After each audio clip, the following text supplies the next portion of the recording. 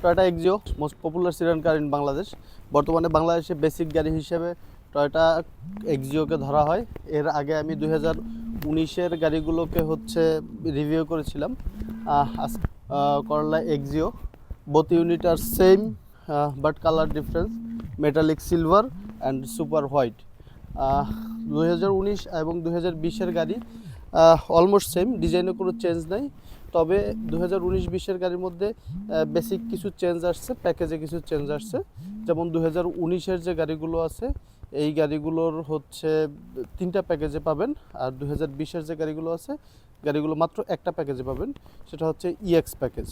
আর 2019-এর যে গাড়িগুলো এটা 3টা প্যাকেজে পাবেন, এক্স, জি এবং ইএক্স।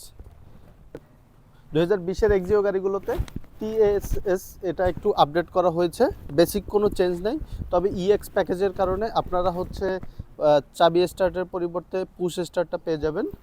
সেক্ষেত্রে আপনাকে প্রায় অলমোস্ট 2 লাখ টাকার মতো বেশি খরচা করতে হবে, কারণ 2019-এর এক্স প্যাকেজের যে গাড়িটা ছিল এই গাড়িটাতে আপনারা হচ্ছে 23 লাখ, 22 লাখ, 22.5 লাখ টাকার মধ্যেও পাওয়া গেছে। বাট 2020-এর যে ইএক্স প্যাকেজের গাড়িগুলো এগুলো আপনারা হচ্ছে 23-24 লাখ টাকায় পাবেন না।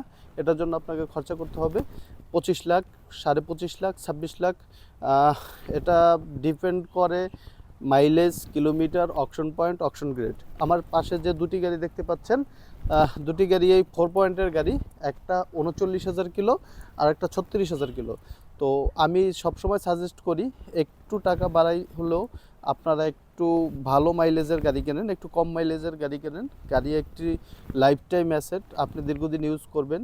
হ্যাসেল ফ্রি ইউজের জন্য আমি সবসময় সাজেস্ট করব টয়োটা এক্সিও একটু কম মাইলেজে কেনার জন্য।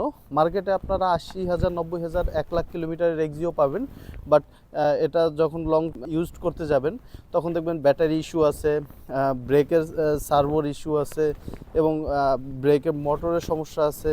সো এই হ্যাসেলগুলো ইগনোর করার জন্য আপনারা একটু প্রাইস বাড়িয়ে হলেও আপনারা একটু কম মাইলেজের গাড়ি কিনবেন। আসুন আমি আপনাদেরকে ইঞ্জিন সম্পর্কে একটু আইডিয়া দিই।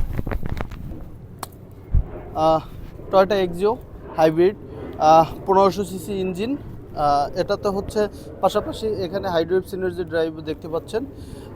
এটা সিভিটি গিয়ার বক্স আছে, সিভিটি গিয়ার বক্সের সাথে ইঞ্জিন এবং মোটরটা সিনক্রোনাইজ করা আছে, যার কারণে আপনারা খুব ভালো একটা পারফরমেন্স পাবেন। যে ইনভার্টার দেখতে পাচ্ছেন, নিচে মোটর আছে, এখানে ইনভার্টার। ইনভার্টারের কাজ হচ্ছে ডিসি কারেন্ট থেকে এসি করা, এসি কারেন্ট থেকে ডিসি করা।